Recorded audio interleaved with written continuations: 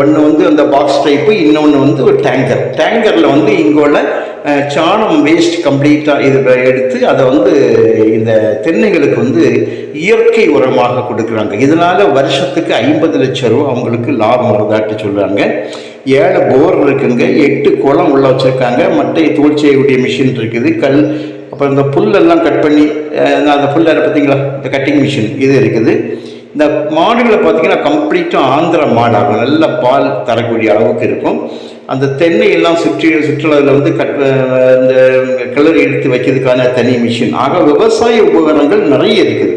மாதம் ஒரு ஒரு ஒரு ஒன்றுக்கு வந்து ஒரு 10-20 காய் வச்சாலும் ஒரு காய் 20 ரூபா விலை போட்டாலுமே உங்களுக்கு வந்து 43 லட்சம் ரூபாய் உங்களுக்கு வருது. ஒரு 5 முதல் 6 ஏக்கர் வந்து வாழை வச்சுருக்காங்க, செவ்வாழை மட்டும்தான் வச்சுருக்காங்க. மண்ணு தான் இதோட விசேஷங்க.